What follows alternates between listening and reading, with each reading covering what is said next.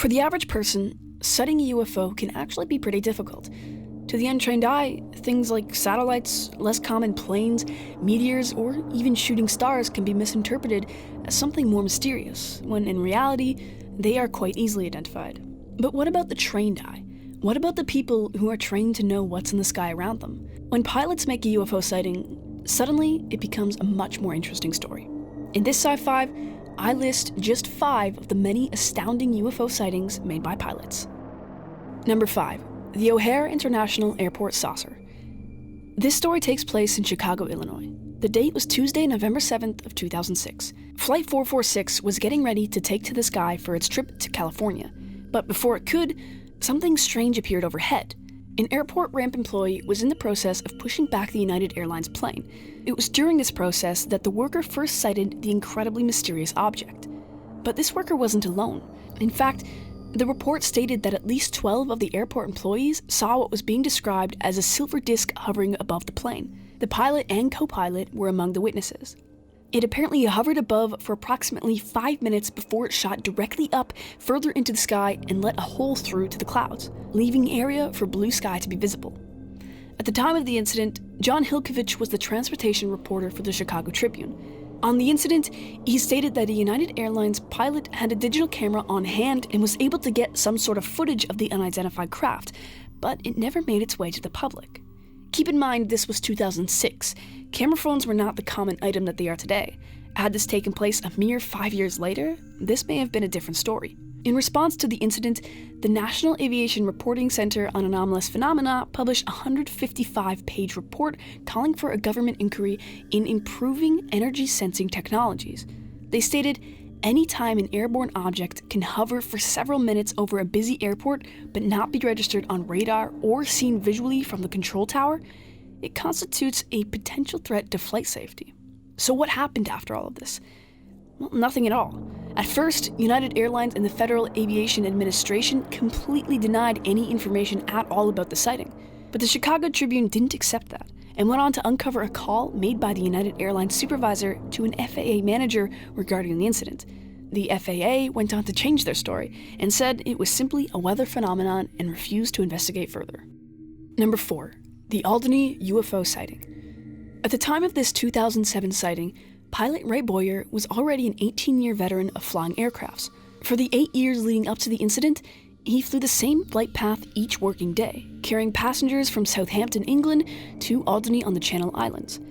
So he was more than used to the trip, but a flight taking place on April 23rd would stand out to him for the rest of his life. It was the day he came across not one, but 2 UFOs. During the flight, Boyer noticed a bright yellow light ahead of his craft. At first, he believed it to be the reflection caused by the sun, but when it persisted for several minutes, he began to think it was actually an emission of light. But from what? He grabbed his binoculars and saw what he described as a very long and thin flying yellow object with a dark gray band enveloping it. It bore no resemblance to any aircraft he had ever seen before. Immediately, he made contact with air traffic control to report the object. Paul Kelly was working on the other end of that call.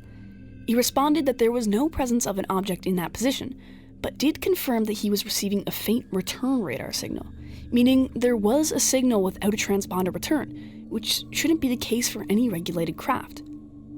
The two continued to discuss when a passenger on Boyer's flight pointed out a second object identical to the initial one. It was at this point that air traffic control was able to confirm the position of the crafts by means of another nearby pilot reporting visual contact with one of them. Kelly assisted Boyer in making a safe descent, and the flight reached its destination with no interference from the unidentified objects. In reflection of the sighting, Boyer stated that if it was designed by an engineer, that man had to be shaken by the hand because it was a fantastic piece of equipment, if that is what it was. I can't really say much further than to say what I've said all along, that this is not from around here. Unlike many pilots who make strange sightings, Boyer decided not to stay quiet, potentially risking his career and reputation. He filed a detailed report to the Civil Aviation Authority in which he submitted 2 sketches of the UFOs. Decluttered radar traces showed that the objects were moving slowly over a 55-minute period, after which they simultaneously disappeared from radar. There were also apparently people on the ground who witnessed similar objects in the sky around the same time of Boyer's sighting. But to this day, It is still not known what was even witnessed. Number 3. The Arizona UFO. This is a more recent story in which not one, but 2 pilots reported an unidentified flying object over the American state of Arizona. On February 24th of 2018, around 3:30 p.m. local time, a Learjet flight was flying west toward California and passed over the Sonoran Desert near Phoenix. This is when the pilot noticed a strange object pass by. The pilot immediately called out to air traffic control and asked, "Was anybody above us that passed us like 30 seconds ago?" To which they responded, negative. A few minutes later, air traffic control reached out to another flight passing by the same location, telling him to keep an eye out for any strange objects passing overhead. Sure enough, that pilot also confirmed a sighting of the unidentified object. Interestingly enough, the FAA decided to release the tape of the conversation to the public. Take a listen. American 1095, let me know if you see anything pass over you here in the next 15 miles. You know if anything passes over? American 1095, affirmative. We had an aircraft in front of you that's 37 that reported something pass over him, and we didn't have any targets, so just let me know if you see anything pass over you. I don't know what it was. It wasn't an airplane, but the path was going the opposite direction. It's American 1095. Yeah, something just passed over us. Don't know what it was, but it's at least 3,000 feet above us. So yeah, it passed right over the top of us. Can you tell if it was in motion or just hovering? Make it out whether it was a balloon or whatnot, but it was just really either bright or had a big reflection on it several thousand feet above us going opposite directions. Okay, Roger. Was it a Google balloon? Tesla. UFO. The FAA later reported that they have close relationships with companies, government projects, and even civilians that use flying objects, so they are confident that it was not a Google balloon or any type of balloon, nor did they believe it to be a military aircraft. So what do they think it was? They still don't know, but 2 pilots confirmed they witnessed the strange reflective object passing overhead. Number 2. The Chiles-Whitted encounter. This is another story in which not one, but 2 pilots saw the same UFO, but this dates back to July of 1948. This was a case that was taken quite seriously and is cited as a tipping point in UFO investigations, as it was one of the first highly classified Air Force documents that threw around the idea that the origin of the craft may have been otherworldly. So, what was so incredible that the 1940s American Air Force was so baffled that they turned to aliens as a logical explanation? It was about 2:45 a.m. local time on July 24th, 1948, when pilot Clarence S. Chiles and co-pilot John B. Whitted were flying an Eastern Airlines flight on their way to Atlanta. The aircraft was for a small domestic flight that only had 20 passengers on board. All but one were asleep at the time of the sighting.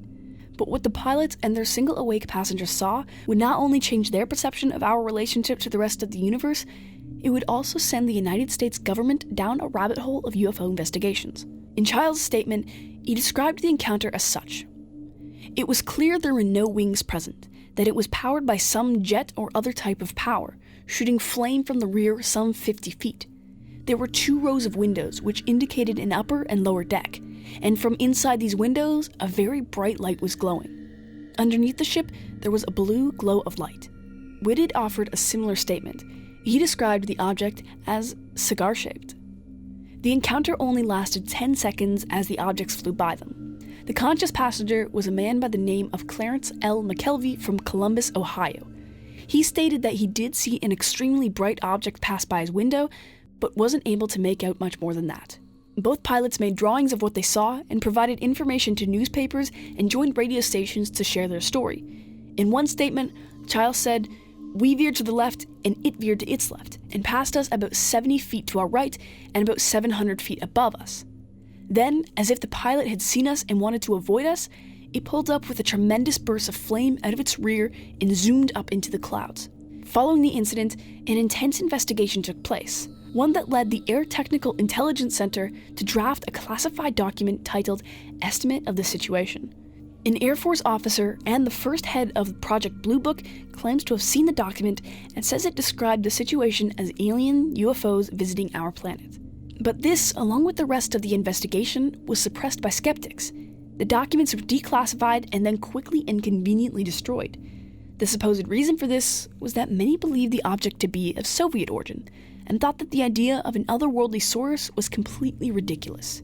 What do you think? Number 1. The Gorman dogfight. Captain Edward J. Ruppelt is most famous for his work operating Project Blue Book.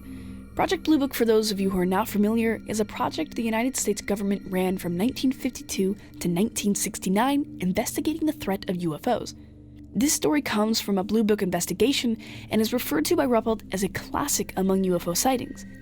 It involves a World War II fighter pilot named George F. Gorman. Gorman was flying over Fargo, North Dakota on October 1st, 1948. At the time, the then 25-year-old pilot was a second lieutenant in the North Dakota Air National Guard. He and some fellow pilots were participating in a cross-country flight. The other pilots all decided to land at Hector Airport in Fargo, but Gorman wanted to get some time in flying under the clear night conditions. He had circled over a football stadium and was preparing to land at about 9 p.m. when he first saw the object. It was a bright light directly in front of him that he believed to be the taillight of another flight. When he reached out to the control tower, he was told the only other plane near him was below him, and Gorman already had visuals on this plane. He realized whatever it was not supposed to be there, so he decided to try to get a closer look. He managed to get within 3,000 feet of the mysterious light. He described it in his report as about 6 to 8 inches in diameter, clear white, and completely without fuzz at the edges. He noticed it was blinking on and off, but as he approached, it suddenly went steady and pulled left in a very sharp motion. His interpretation was that it was making a pass at the tower. He then tried again to catch up to the object.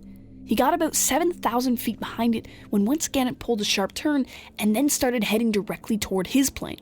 Thinking it was about to collide with him, he made a quick dive and the object passed over about 500 feet above him, then sharply turned once more and headed back toward Gorman's plane. Just when it seemed like it was about to hit him, it veered and shot up directly into the air. He tried to follow it, but at 14,000 feet, his plane stalled and the object was not seen again. This all lasted 27 minutes. When discussing the incident later, Gorman stated, "I am convinced that there was definite thought behind its maneuvers." Interestingly, Gorman wasn't the only one to see the object. Air traffic controllers Lloyd D. Jensen and H.E. Johnson, who were in the Hector Airport Tower, also reported seeing the strange light. Johnson described it very similar to Gorman, saying it was only a round light perfectly formed with no fuzzy edges or rays leaving its body. The other pilot of the plane below also claims to have witnessed the encounter. Many theories were thrown around in an attempt to understand the incident. The idea of a Soviet craft was once again on the table, but didn't really make any sense given the description of events. It was also thought maybe Gorman had been hallucinating, scarred by his World War II history, but given he had no other similar situations, and there were other witnesses to corroborate on his story, this also seemed like a dead end. In the end, the Air Weather Service revealed that they had released a weather balloon only 10 minutes before the incident, and investigators jumped on that. It became the final explanation, even though it still didn't really make much sense. Gorman remained an Air Force pilot until his retirement. He never spoke publicly of the encounter, but according to friends, he was never convinced that he had been dueling with a lighted balloon for 27 minutes. Thank you for watching this episode of Sci-Fives. If you like this video, don't forget to like and subscribe and turn on notifications. Also, check out my last video, 5 Signs Time Travel is Real, and be sure to stay tuned for future sci-fis on all things science and science fiction.